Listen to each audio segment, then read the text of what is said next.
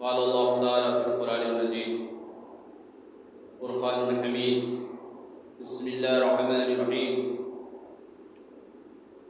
كنتم خير أمة أخرجت للناس تعملون بالمعروف وتؤمنون بالله صدق اللہ العظیم۔ میرے عزیز بزرگوں دوستو، یہ اللہ کا احسان و کرم ہے کہ اللہ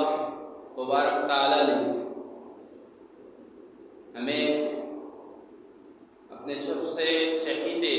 سب سے پیارے نبی رسول محمد مصطفیٰ صلی اللہ علیہ وسلم کی امت میں پیدا فرمایا۔ یہ بہت بڑے اعزاز کی بات ہے۔ ایک تو ایمان والا بنا ہے، بہت بڑے اعزاز کی بات ہے، اور پھر ایمان والے میں آخری نبی محمد مصطفیٰ صلی اللہ علیہ وسلم کے امتی ہونا، یہ بہت بڑی بات ہے۔ حضرت محمد مصطفیٰ صلی اللہ علیہ وسلم روایت میں آتا ہے کہ اول بھی آپ ہی ہیں اور آخر بھی آپ ہیں۔ یہاں تک روایت میں یہ بھی بات آئی کہ حضرت آدم علیہ السلام جب دعا فرمائی، توبہ کی اور محمد صلی اللہ علیہ وسلم کے وسیلے سے دعا مانگی، توبہ کی، اللہ نے توبہ کو قبول فرمایا اور دریافت فرمایا کہ تم محمد صلی اللہ علیہ وسلم کو کیسے جانتے ہو؟ آدم علیہ السلام نے فرمایا، جس کا مفہوم و خلاصہ ہے کہ باری تعالیٰ جس وقت میں آپ نے میرے جسم میں روح کی، میری آنکھ جب کھلی تو میں نے عرش پر کلمہ دیکھا ہے کہ لا الہ الا اللہ محمد رسول اللہ، تو میں اسی وقت میں اس بات کو جان لیا تھا، سمجھ لیا تھا کہ محمد صلی اللہ علیہ وسلم کا مقام مرتبہ بہت اعلیٰ ہے،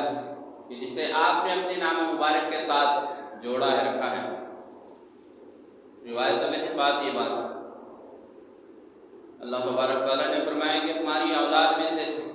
ہوں گے، لیکن یہ بھی حق ہے کہ اگر ان کو پیدا کرنا مقصد نہ ہوتا تو ہم تم کو بھی نہیں بنا، دنیا کو ہی نہیں بنا۔ اس امت کی بڑی فضیلتیں، اس لیے انبیاء علیہ السلام جو دنیا میں آئے ہیں، ان کو جب معلوم ہوا کہ محمد صلی اللہ علیہ وسلم کا مقام و مرتبہ کیا ہے، امت کا مقام و مرتبہ کیا ہے، ضعیف ہی صحیح کئی حدیثوں میں بات آئی کہ فرماتے ہیں کہ اللہ تبارک تعالیٰ ہمیں وہ امت کا نبی بنا دی، بولے کہ وہ تو چن لیے گئے ہیں، وہ تو محمد صلی اللہ علیہ وسلم میں آپ ملے گئے۔ بعض میں یہ بھی ہے کہ بتایا گیا کہ ہم کو اس نبی کی امت ہی بنا دی۔ یہ مقام بہت بڑا، یہ مقام اس امت میں ہونا بہت بڑے اعزاز کی بات ہے۔ یہ الگ بات ہے کہ ہم کو ابھی سمجھ نہیں ہے، ہم کو اپنی اہمیت ہی نہیں معلوم ہے۔ دنیا کی بقا جو ہے، کلمہ توحید جو پڑھتا ہے لا الہ الا اللہ محمد رسول اللہ صلی اللہ علیہ وسلم، انہیں اہل ایمان کی وجہ سے دنیا کی بقا ہے۔ اگر اس دنیا میں ایمان والا باقی نہیں رہے گا، اللہ تبارک تعالیٰ دنیا کو توڑ پھوڑ دیں گے، قیامت کو رہ دیں گے۔ اور میں ایسی یہ بات نہیں کروں، بلکہ یہ حدیث قدسی میں بیان کیا گیا ہے۔ اللہ تبارک تعالیٰ اپنے نبی صلی اللہ علیہ وسلم سے فرماتے ہیں، اس کا مفہوم و خلاصہ ہے حدیث میں،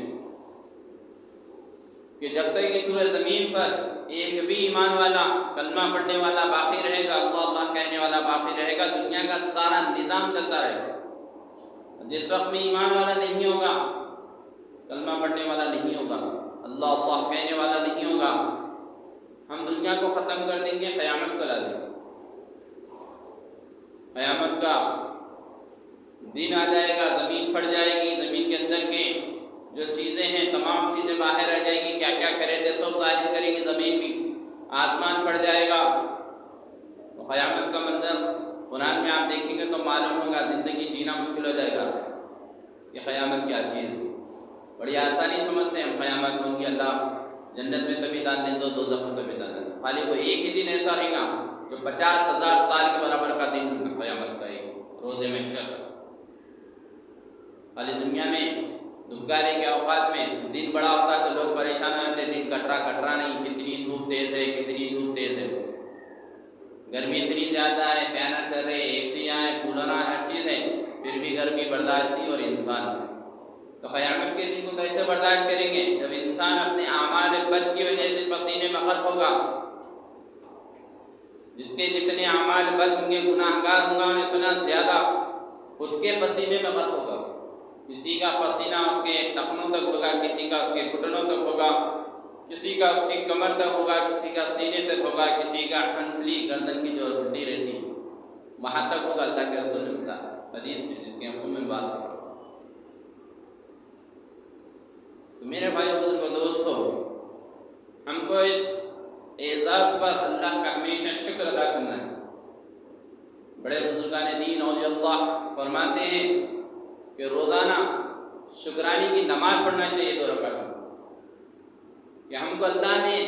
ایمان والا بنا کے دنیا میں بھیجا اور اس نبی کی امت میں اللہ نے ہم کو بنا کے دنیا میں بھیجا، پیدا فرمایا۔ اس کے شکرانے کے طور پر روزانہ ہم کو 2 رکعت شکرانے کی نماز پڑھنا چاہیے۔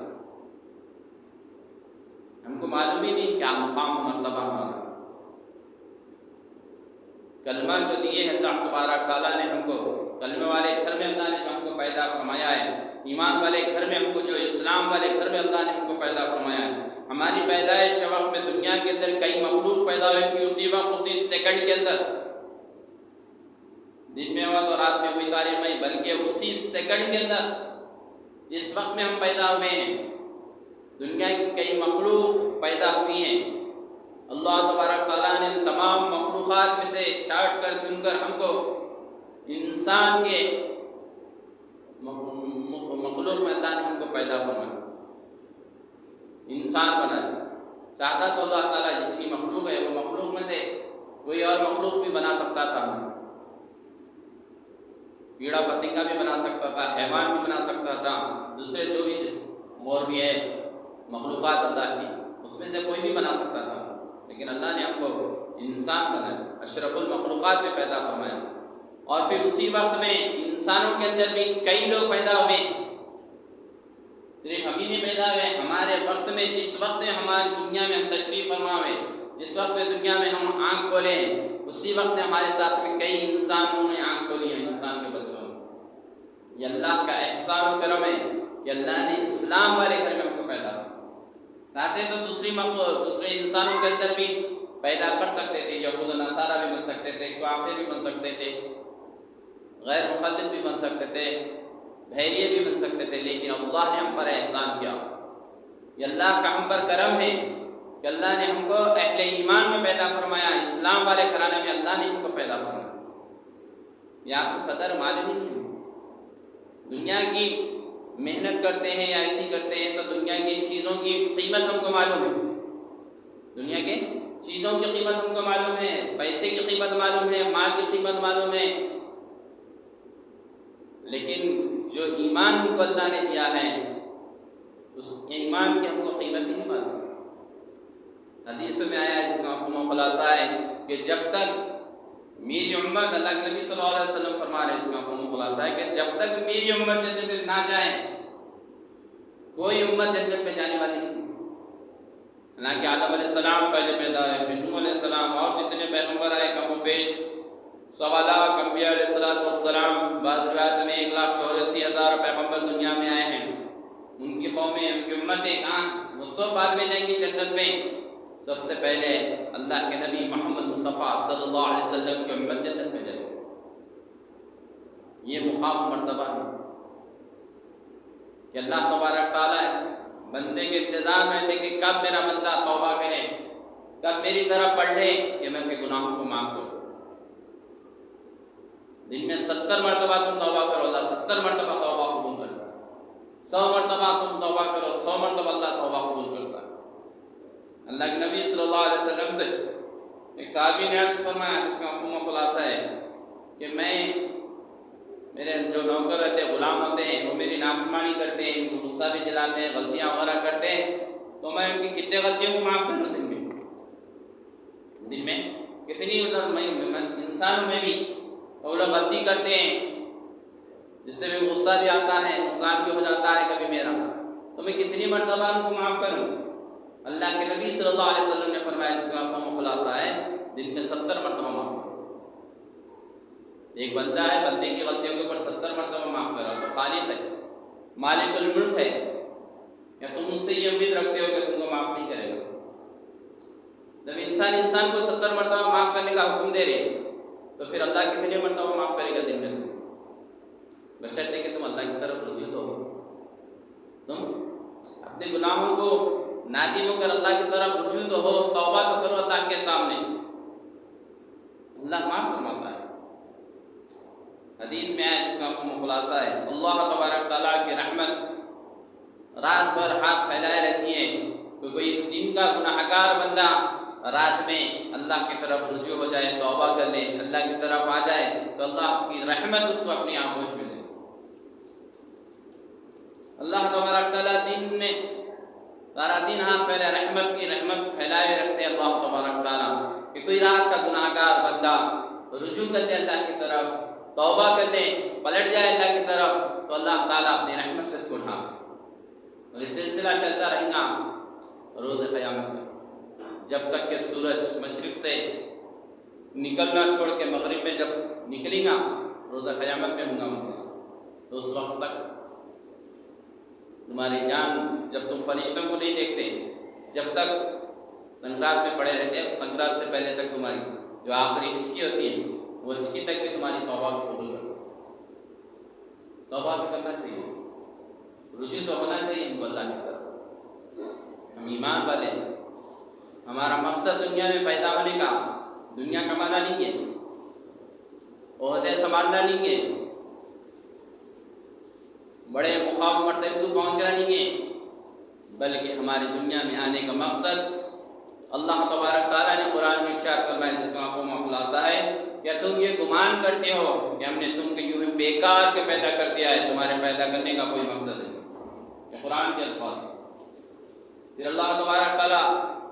آگے جواب میں ارشاد فرما رہے ہیں کہ بے شک، یعنی اس میں شک کی کوئی گنجائش نہیں ہے، بے شک ہم نے انسان اور جنات کو صرف اور صرف اپنی عبادت کے لیے پیدا فرمایا۔ ہمارا پیدا ہونے کا مقصد اللہ تبارک تعالیٰ نے فرما دیا کہ تمہارے پیدا کرنے کا مقصد کاروبار کرنا نہیں ہے، تمہارے پیدا کرنے کا مقصد دنیا جمانا نہیں ہے، تمہارا پیدا کرنے کا مقصد عزتوں کو سنوارنا نہیں ہے، عہدے سنبھالنا نہیں ہے، تمہاری زندگی کا مقصد جو ہے، تمہاری حیات کا مقصد جو ہے، جو دنیا میں آنے کا تمہارا جو مقصد ہے وہ صرف اور صرف اللہ کی عبادت ہے، اللہ کو راضی کرنا ہے۔ اور اس مقصد کو ہم بھول گئے۔ دنیا میں رہتے ہیں، دنیا کی ذمہ داریاں ہیں، گھر پریوار والے ہیں، ذمہ داریاں ہیں، ہم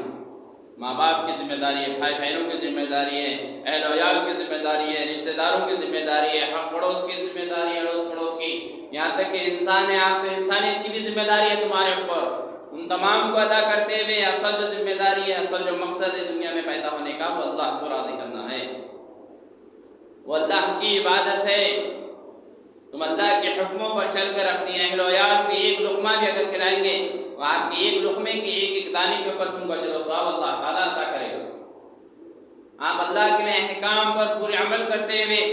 حق والا کے اپنے پڑوس کو کچھ کھلائیں گے، پلائیں گے، یا کچھ دیں گے، کچھ مدد کریں گے کسی بھی طریقے کی، ضروری نہیں کہ کھانا پینا ہی، بلکہ آپ کو اللہ نے جو صلاحیت دی ہے اس صلاحیت کا فائدہ اگر آپ پہنچائیں گے کسی کو، اس کے اوپر بھی آپ کو اجر و ثواب۔ لیکن ایک ایمان والے ہونے کے ناطے سب سے پہلی ذمہ داری جو تمہاری ہے وہ اللہ کو راضی کرنا ہے، اور اللہ راضی ہوتا ہے اللہ کے حکم پر چلے،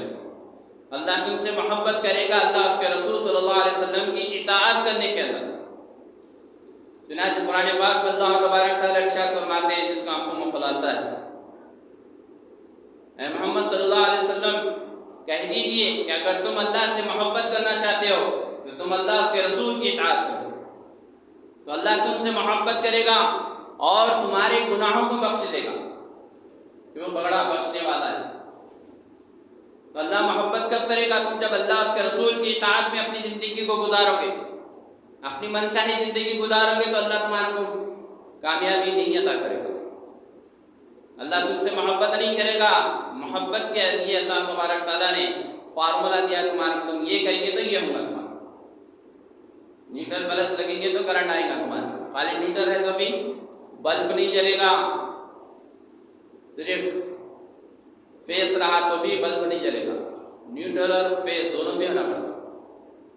دونوں آنے سے یہ پنکھا بھی چل رہا، دونوں رہنے سے یہ تمہارا اے سی بھی چل رہی، یہ چلنے سے تو بھائی اگر اس میں سے ایک نیوٹرل بھی گول ہوگا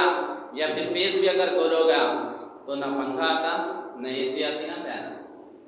اسی طرح سے ہماری زندگی کے اندر اللہ کے احکام بھی آنا ہے اور اللہ کے رسول صلی اللہ علیہ وسلم کی اطاعت بھی آنا ہے، ان کی سنتوں کا طریقہ بھی آنا ہے، اللہ سے بھی محبت ہونا ہے اور اللہ کے نبی محمد مصطفیٰ صلی اللہ علیہ وسلم سے بھی محبت ہونا ہے۔ میں صرف نماز پڑھ لوں گا، لیکن نماز پڑھنا ہے، لیکن اللہ کے نبی صلی اللہ علیہ وسلم نے جس طریقے سے ہم کو نماز پڑھ کے بتایا ہے اس طریقے سے نماز پڑھنا ہے تو نماز قبول ہے۔ میں حج کرنا اللہ کا حکم ہے، مالدار بنا ہے، حج کرنا ہے، حج کریں گے، لیکن اللہ کے نبی صلی اللہ علیہ وسلم کے بتائے ہوئے طریقے کے اوپر آپ حج کریں گے تو آپ کا وہ حج قبول ہے۔ آپ اپنے گھر کی ذمہ داریاں سنبھال رہے ہیں، بیوی بچوں کو پال رہے ہیں، ماں باپ کو سنبھال رہے ہیں، لیکن اللہ کے نبی صلی اللہ علیہ وسلم نے جو شریعت ہم کو بتائی ہے کہ گھر میں ایک انسان کو کس طرح سے رہنا ہے، اپنے ماں باپ کے ساتھ میں کیسے ادب سے رہنا ہے، اپنی بیوی بچوں کے ساتھ میں کیسے رہنا ہے، اولاد کے ساتھ کیسے رہنا ہے، دوستوں کے ساتھ کیسے رہنا ہے، رشتہ داروں کے ساتھ، پڑوس کے ساتھ کس طرح سے رہنا ہے، کاروبار کر رہے تو کاروباری لوگوں کے ساتھ کیسے رہنا ہے، اگر اس طریقے سے آپ اگر رہیں گے تو پھر وہ اللہ تبارک تعالیٰ بھی تم سے محبت کرے، تمہارا دین ایمان بچے گا ورنہ نہیں بچے گا۔ ایمان والے گھر میں پیدا ہو جانا بڑے فخر کی بات ہے، جتنا بھی فخر کیا جائے اس پہ، جتنا بھی گرو کیا جائے اس بات کے اوپر کہ ہم نبی محمد مصطفیٰ صلی اللہ علیہ وسلم کے امتی ہیں، ہم کلمہ کو لا الہ الا اللہ محمد رسول اللہ صلی اللہ علیہ وسلم کے کہنے پڑھنے اور سمجھنے والے، عمل کرنے والے، یہ فخر کی بات ہے، لیکن ایمان کو بچا کے لے جانا اصل فکر کی بات ہے۔ مال کما لینا کوئی بڑی بات نہیں ہے، مال کا صحیح استعمال آنا ضروری ہے، مال آ گیا مال کی حفاظت کرنا ضروری ہے، تو ایمان والے تو اللہ نے ہم کو بنایا ہے اور ایمان کی حفاظت کرنا ہم کو ضروری ہے اور اسی میں فکر میں رہنا ہے ہمارا، کیونکہ اللہ کے رسول صلی اللہ علیہ وسلم نے فرمایا جس کا مفہوم خلاصہ ہے، ایک وقت ایسا آئے گا کہ لوگ سوئیں گے جب ایمان کے ساتھ سوئیں گے اور جب صبح اٹھیں گے تو بغیر ایمان کے اٹھیں گے، ایمان سلف ہو چکا ہوگا، دن میں جب اٹھیں گے تو ایمان کے ساتھ اٹھیں گے، جب رات میں سونے جائیں گے تو ان کا ایمان سلف ہو جائے گا، ان سے کو پتہ بھی نہیں چلے گا، یہ حدیث ہے اللہ کے رسول صلی اللہ علیہ وسلم۔ تو ہر وقت میں ہم کو چوکنا رہنا ہے، ہر وقت میں ہم کو فکر مند اور ہوشیار رہنا ہے ہمارا، کہ ہم دھوکے باز شیطان کے دھوکے میں آ کے کہیں ایمان کا سودا نہ کر دیں، ہم نفس کے بہکاوے میں آ کر کہیں اپنے ایمان کا سودا نہ کر دیں، دنیا کی ساری دولت بھی مل جائے اور اگر ایمان چلا جائے تو پھر بیکار ہے، اور ساری دنیا کی دولت چلی جائے اور ایمان اگر بچ جائے تو سب سے بڑا کامیابی ہے، سب سے بڑا سودا اس کا فائدہ مند ہے، اس لیے ہم اپنے ایمان کی فکر کرنا ہے۔ اور اللہ تبارک تعالیٰ نے فرمایا جس کا مفہوم خلاصہ ہے جو قرآن کی آیت آپ کے سامنے پڑھی گئی تھی اسٹارٹنگ کہ تم بہترین امت ہو، اللہ تبارک تعالیٰ ہماری بیسٹ کوالٹی بیان کرے قرآن میں کہ تم سب سے بہتر ہو، سب سے اعلیٰ ہو تم، کہ تمہارے کو لوگوں کے نفع رسانی کے لیے نکالا گیا ہے، تمہارے کو لوگوں کے فائدے کے لیے نکالا گیا ہے، کہ تم لوگوں کو اچھائی کی دعوت دیتے ہو اور برائی سے روکتے ہو اور اللہ پر ایمان رکھتے ہو، تو صرف نماز کا پڑھ لینا نہیں بلکہ نماز پڑھتے دوسروں کو نماز کی دعوت دینا اصل ہے، گناہوں سے بچ جانا نہیں بلکہ گناہوں سے بچتے ہوئے دوسروں کو گناہوں سے بچانے کی طرف محنت کرنا ہے، ایمان والے کی مقصد نیکی کر لینا نہیں بلکہ نیکی کے ساتھ دوسروں کو نیکی کی طرف بلانا، یہ ہمارا مقصد ہے، اس وجہ سے اللہ نے ہم کو سب سے بہتر بتایا ہے، تمام امتوں میں آدم علیہ السلام سے لے کے عیسیٰ علیہ السلام تک جتنے پیغمبر دنیا میں آئے ہیں وہ تمام پیچھے ہیں، سب سے اعلیٰ جو ہے وہ اللہ کے نبی محمد مصطفیٰ صلی اللہ علیہ وسلم کی امت یعنی میں اور آپ، اور اس کی وجہ اس کی باتیں یہی بتائی گئی ہے کہ تم لوگوں کو اچھائی کی طرف بلاتے ہو اور برائی سے روکتے ہو اور اللہ پر ایمان رکھتے ہو، گناہوں سے بچنا بھی ہے، دوسروں کو بچانا بھی ہے، نیک عمل کرنا بھی ہے، لوگوں کو نیکی کی طرف بلانا بھی ہے، اور سب سے بہتر نیکی کیا ہے؟ سلام کو پھیلانا ہے، کھانے کھلانا ہے، کسی مقصد کے تحت نہیں، بلکہ جو بھی بھوکا دکھا آپ کو کھانا کھلانا ہے، جان پہچان کا ہو تو یا نہ ہو تو ایمان والا ہے، سلام کرنا ہے۔ انہیں چھوٹے کے سلام نہیں کرے، ان کی کمر ٹوٹ جاتی تھی، ہاتھ ٹوٹ جاتا تھا، یہ بولنے کا حکم نہیں دیا ہمارے کو، بلکہ اللہ کے نبی صلی اللہ علیہ وسلم کی آپ سیرت پڑھیں گے تو سیرت کے اندر یہ عمل ملتا ہے۔ اللہ کے نبی صلی اللہ علیہ وسلم سلام کرتے تھے، راستے سے گزرے اگر بچے کھیل لیتے رہے تو آپ صلی اللہ علیہ وسلم وہاں پہ ٹھہرتے تھے، دیکھتے تھے، سلام کرتے تھے۔ سلام میں پہل کرنے کا حکم دیا گیا ہے، دلوں کی رنجش ختم ہوتی ہے، سلام کرنے سے دلوں کی رنجش ختم ہوتی ہے۔ ہدیہ جو دیتے ہیں، ہدیہ دینے میں دلوں کی رنجشیں ختم ہوتی ہیں، محبتیں بڑھتی ہیں۔ ہم تو یہ سمجھ لیں کہ بھائی دعوت ہو گئی تو پھر کچھ تحفہ دینا ہے، کیونکہ ہماری دعوت ہے، پھر ان سے بڑھا دیں گے۔ اور بات چلے تو ایسا زبان سے الفاظ استعمال کرتے، اللہ رحم فرمائے، کہ بے مٹی کا سودا ہے بھائی، آج ہم ان کو دیں گے تو پھر کل انہوں ہمارے کو دے دیں۔ وہ دینے لینے میں اس کو ہدیہ نہیں بولتے۔ آپ کے دل میں آئے کسی کو بھی کچھ بھی دے دینا، ہمیشہ دینا، ایسا نہیں کہ دعوت شادی تو ہی دینا، ولیمہ ہوا تو ہی دینا، کوئی پیدا ہوئے تو ہی دینا، بول کے نہیں۔ ہدیہ دینے کا حکم دیا گیا، ہدیے کے اندر آپ کچھ بھی دے سکتے ہیں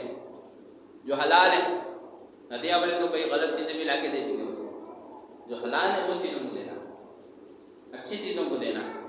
اور اس کے لیے سوچنا نہیں کہ انہوں مالدار ہے، کروڑ پتی ہے، میں ان کا 10-20 روپے کا دیا تو انہوں کیا سوچیں گے بولے۔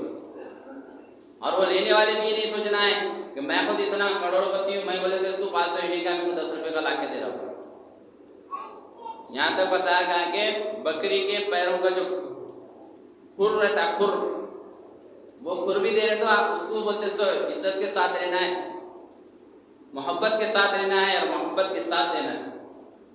تو ان چیزوں کا عمل کرنا ہے۔ اور نماز عبادتوں میں سب سے افضل جو ہے عبادت نماز، نماز سے غافل نہیں ہونا۔ نماز سے غافل ہوئے، نماز میں سستی ہوئی، اللہ کے نبی صلی اللہ علیہ وسلم کا ارشاد مبارک ہے، جو نماز میں سستی کرتا ہے اس کا کوئی نیک عمل قابل قبول نہیں۔ یہ حدیث ہے، آپ پڑھیے، کتاب وہیں رکھی ہوئی فضائل اعمال کے اندر حدیث ہے موجود، اس کے اندر پڑھیے۔ 15 طریقے سے عذاب ہوگا جو نماز میں سستی کرتا ہے۔ نماز میں سستی کا مقصد نماز چھوڑ دینا نہیں ہے، نماز پڑھا لیکن نماز کو ٹال کے پڑھا، بے وقت نماز پڑھا، وقت کی پابندی نہیں، ٹائم کی پابندی نہیں، اولین وقت میں نماز پڑھنے کا حکم ہے۔ ابھی اذان چلے جائیں گے تھوڑی دیر، ابھی ہے جائیں گے تھوڑی دیر، ایسا نہیں، پابندی کے ساتھ، وقت کے ساتھ، دلچسپی کے ساتھ، فکروں کے ساتھ کو نماز ادا کرنا ہے۔ نماز کوئی ایسا نہیں ہے کہ بھائی اب چلو رعایتی طور پہ پڑھ لے، ایک عادت سی بنا لے کے پڑھے، نہیں، آپ اللہ کے سامنے جا رہے ہیں، آپ اللہ کے دربار میں آ رہے ہیں تو بڑے ادب احترام سے آنا ہے۔ آپ اللہ کے سامنے سجدہ ریز ہو رہے ہیں، نماز ادا کر رہے ہیں، آپ کا سجدہ قبول ہو جائے۔ زندگی میں اگر ایک سجدہ بھی آپ کا اگر قبول ہو جائے میرے بھائی، بہت کافی ہے نجات کے۔ اور کون سا سجدہ اللہ قبول کرے گا وہ تو اللہ ہی کو معلوم ہے۔ اس لیے ہم نماز کا خاص اہتمام کریں، نماز کو سیکھیں، جن کو آتا ہے ان سے معلومات کریں، نماز کے اندر کیا چیزیں فرائض ہیں، کیا واجبات ہیں، ان تمام چیزوں کو جانتے ہوئے صحیح طرح سے نماز ادا کریں۔